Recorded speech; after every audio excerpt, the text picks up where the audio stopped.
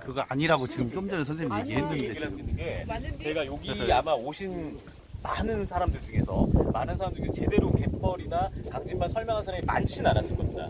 많지는 않았을 거라 제가 확실하게 자신합니다. 제가 원래 습지센터에 있었고 습지 대표로도 나가가지고 발표도 하고.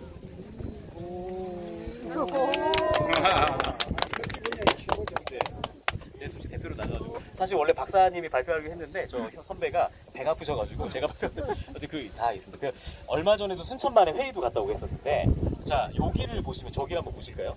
이쪽에 한번 보시면 이게 쭉 이어지잖아요. 그러니까 이 중요한 게 여기가 이제 그 탐진강하고 칠량수 이런 것들이 합쳐져가지고 바닷물이 내려오는데 만이라고 하는 게 물이 있어야 됩니다. 어떤 방식이든지 간에 어떤 방식이든 민물이 내려오는 곳에 많이 생기거든요. 많이 생기게 되는데 그래서 예를 들어서 순천만 같은 경우도 물이 들어옵니다. 거기가 광양, 동천, 서천이라는 게 내려오는데 근데 이게 물이 너무 크면 등이라는 게 생겨요. 많이 아니라 등이라는 게 뭐 낙동강이라든지 아니면 한강 이렇게 등이라는 게 생기는데 적당한 물이 내려오면은 조건이 맞으면 이게 많이 생깁니다. 많이 생기는데 이 만이 강진만이라는 이 만이 하천형 습지 중에서는 가장 큰 만이에요.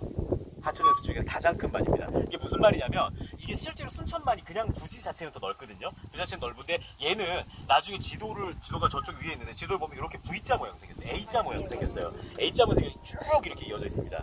그래가지고 한꺼번에 모여있지 않아가지고 지금 관광지로서 그렇게 인기를 못 받은 것 뿐이고 이거 자체는 하천부지로서 굉장히 넓어요. 굉장히 넓고 여기 사는 생물들도 굉장히 많습니다. 우리 선생님 해파랑 다 갔다 오셨잖아요. 여기가 굉장히 중요한 게 우리가 해파랑 갔을 때 물새소리길 갔다 오셨죠? 물새소리길이 왜 혹시 물새소리길 기억나세요? 물새가 그렇죠. 맞습니다. 이게 물대새나 도요들이 먼 데서 날아온다고 그랬지 않습니까? 뭐 어디서 날아온다고 그랬죠, 선생님? 캐나다요? 그렇죠. 호주에서 옵니다. 호주에서 날아와가지고 우리는 밥을 먹고 어디로 간다고 그랬죠? 그렇습니다. 러시아, 사이베리아 위쪽으로 올라가거든요. 이게 대륙을 종횡단하는 애들인데 어쨌든 그 애들이 들리는 데가 낙동강 하구, 금강 하구, 그 다음에 강진만이거든요. 요 라인 얘들이 한번 뜨기 시작하면 호주에서 떠요. 그러면 파푸아 뉴기니라고 들어보셨나요? 그 인도네 거기 한번 내려앉습니다. 거기 한번 내려앉아서 밥을 막 먹어요. 걔들은 오로지 밥 먹는 거밖에 없어요. 걔들 보면 정신 없잖아요. 새들 보면 막 돌아 밥만 먹잖아요. 밥 먹고 다시 난기를 제트기로 타기 시작하면 딱 떠가지고 내려앉는 데가 이제 한국 쪽으로 들어오는데 중국에 내린 애들도 일부 있고 일본은 거의 안 갑니다. 걔들도 무슨 불매운동하는지 모르겠는데 아무튼 일본은 안 가요. 우리나라 쫙 들어오는데 제주도는 안 서요. 잘. 제주도 안 서고 쭉 와가지고 내려앉는 순서대로 거기서 정착을 합니다. 근데 그 이유는 아직도 몰라요. 어떤 기준으로 하는지 모르겠는데 한강 하구에는 생각보다 많이 안 옵니다. 그래서 금강 하구에 많이 내려앉고 낙동강 하구 그다음에 강진만 요 사이 세 군데에서 딱 내려앉습니다. 근데 특이한 게 강진만에 내려앉는 애들이지 않습니까? 강진만에 내려앉는 애들은 중국을 경유해서 가요. 황하를 갔다가 들어갑니다. 황하를 갔다가 모르겠어요. 그 면세점이 싸서 그런지는 모르겠는데 아무튼 그쪽에 딱 경유했다가 위로 올라가고 낙동강 우리 물새소리길에서 보는 애들은 바로 올라가요. 성격이 굉장히 급한 부산 스타일. 이쪽은 약간 전라도 분들 스타일대로. 네. 물대새들입니다. 물대새 종류가 몇 개 있는데 물대새, 꼬마 물대새라든지 몇 종류가 있는데 그건 나중에 제가 또 말씀드릴게요. 그 종류들 여기도 서는 애들이 있는데 근데 여기가 사실은 여기 보시면 이게 표지판이 있으니까 여기에 있는 애들이 어떤 애들일까요?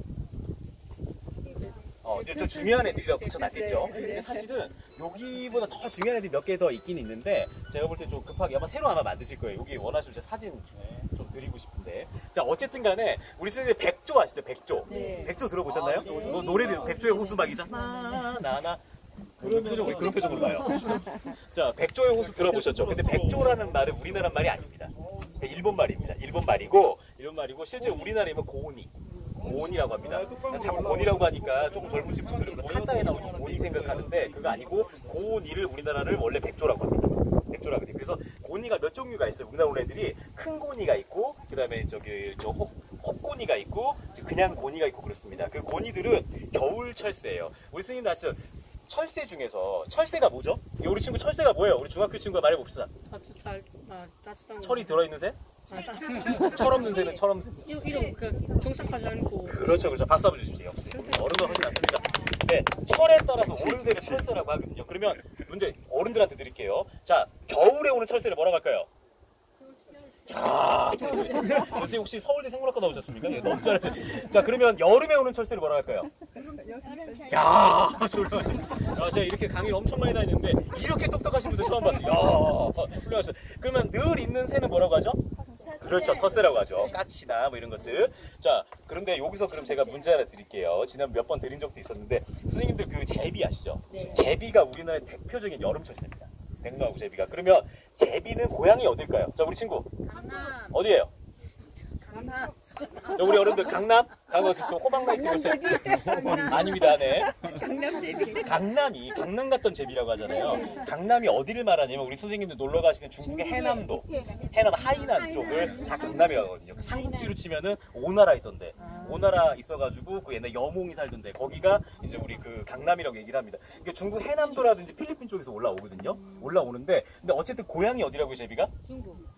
중국이라고 생각을, 속담 때문에 그렇게 생각을 많이 하시는데 생각을 해보시면 우리 선생님도 고향이라는 데가 어떤 데입니까? 자기가 태어난 곳이 고향이죠. 제비가 어디 태어납니까?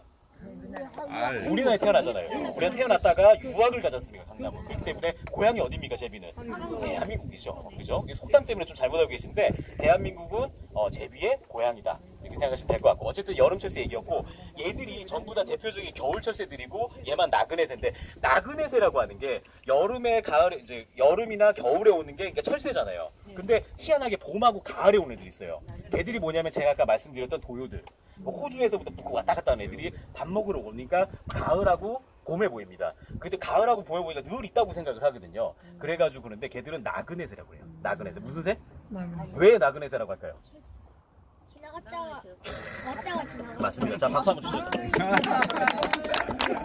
우리 친구 나중에 아무리 생각해도 저 서울대 갈 것 같습니다. 축하드립니다, 어머님.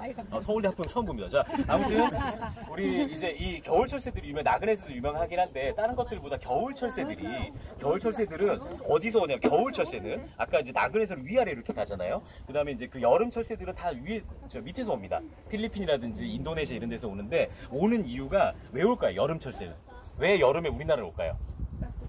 다 이제 새끼를 낳으러 옵니다. 원정 출산으로 옵니다. 원정 출산, 이거 진짜 원정 출산으로 와요. 딱 살다 원정 출산 오는데 우리나라 왜 올까요? 우리 선생님들 원정 출산에 뭐해서요? 먹이가 많아서 필리핀이 좀 더 많습니다. 그건 아니에요.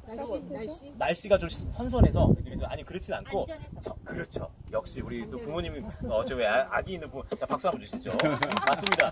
이거는 사실은 안전해서 그래요. 근데 뭐가 안전할까요? 우리나라 그 119 시스템이 잘 돼 있어서, 아니 의료보험이 좋아가지고 의료보험 잘 돼 있어. 제비가 전화해가지고 우리 애가 다쳤는데 어떻게 아니 그건 아니고 맞아, 천적이 많이 없어요. 필리핀이나 파푸아뉴 이런 데는 뱀가 엄청 많잖아요. 근데 그거에 비해서 천적이 없는데 제비라는 그 새가 되게 웃긴 게 뭐냐면, 그래서 여름철새는 다 이렇게 와가지고 여기서 새끼를 까는 건데, 근데 재밌는 게 제비라는 새가 사람을 알아보는 새입니다.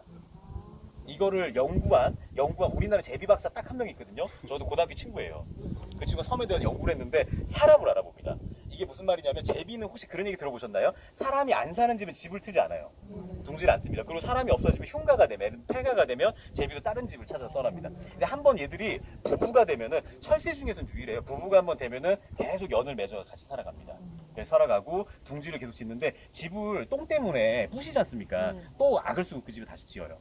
재건축을 다 합니다. 근데 그냥 두면은 거기 리모델링만 해서 쓰고 이렇게 살아가거든요. 그래서 만약에 제비 집을 진짜 여기 똥 때문에 좀 옮겼으면 좋겠다 하시면은, 집을 헐지 마시고 집에 구멍만 살짝 뚫으셔가지고 옆에다가 이제 못하고 이런 거 살짝 박아도 그쪽으로 이동합니다. 얘들도 알아봐요. 그렇기 때문에 얘들은 천적을 피해가지고 사람을 찾아 들어간 굉장히 똑똑한 새입니다. 그 우리 선생님들 이 동물 뭔지 한번 자, 제가 어떤 동물을 따라 할 텐데 요거 맞추시는 분한테 제가 자, 어떤 동물인지 맞춰보세요. 자. 뭐야? 공룡. 티라노야 뭐야? 되게 한심하듯이 이렇게 표정들이 선생님들, 제가 이러고 있는데 선생님들 표정이 거의 너무 불쌍하네. 타조 아니고요. 공룡. 네, 공룡.